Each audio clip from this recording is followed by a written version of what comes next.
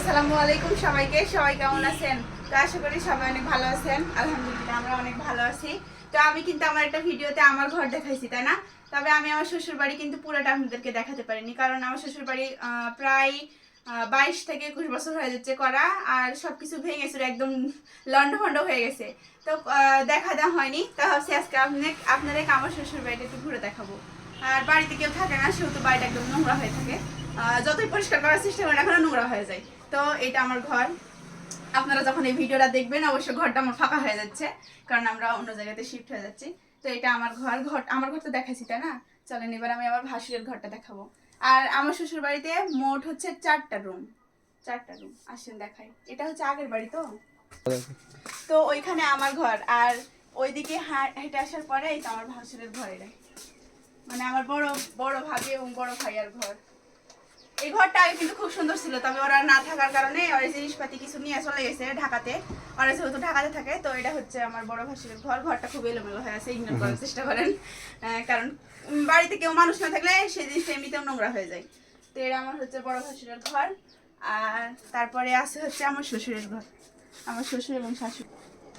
তো এটা হচ্ছে আমার শ্বশুর এবং শাশুড়ির ঘর।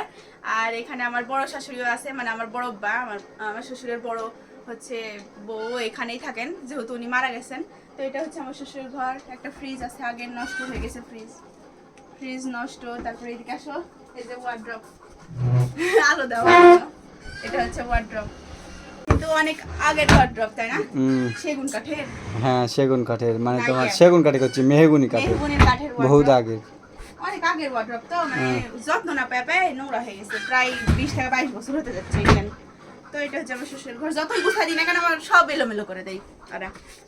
ঘর দেখালাম আমার শ্বশুরের। এরপরে আমার মেজো ভাসুরের ঘর। তো আমার মেজো ভাসুরেরাও বাড়িতে থাকে না। এই তো এটা হচ্ছে ওদের ঘর। এই ঘর হচ্ছে ওদের, খাট আছে, এটাও মেহগুনির তারা। এটা হচ্ছে মেহগুনি কাঠের খাট। আর এরা হচ্ছে আমার দাদি শাশুড়ির বাক্সা, তারা আমার দাদি শাশুড়ির আগের যুগের বাক্সা। পুরোটা দেখাতে পারলাম না, কোনো একদিন দেখাবো ইনশাল্লাহ। এটা হচ্ছে আমার দাদি শাশুড়ির বাক্সা।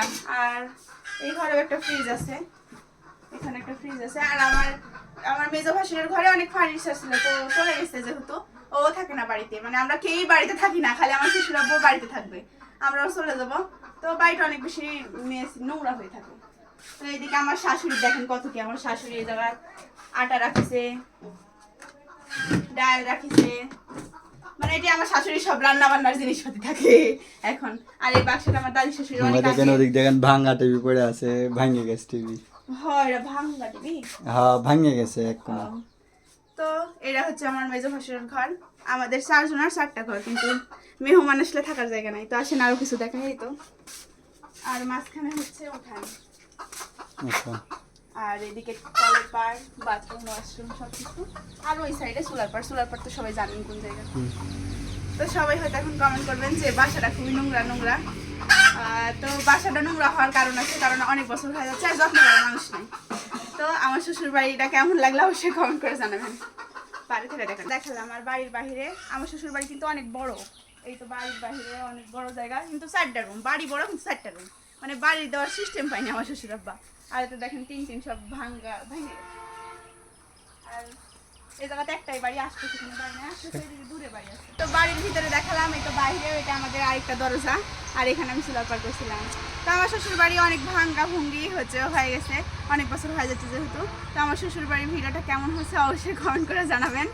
আর জানি সবাই বাজে কমেন্ট করবেন, কিন্তু কিছু করার নাই, আমরা পরিষ্কার করেও পারি না, তাই না? তো সবাই আমাদের জন্য দোয়া করবেন। সবাই ভালো থাকবেন, সুস্থ থাকবেন। আল্লাহ হাফিজ সবাইকে।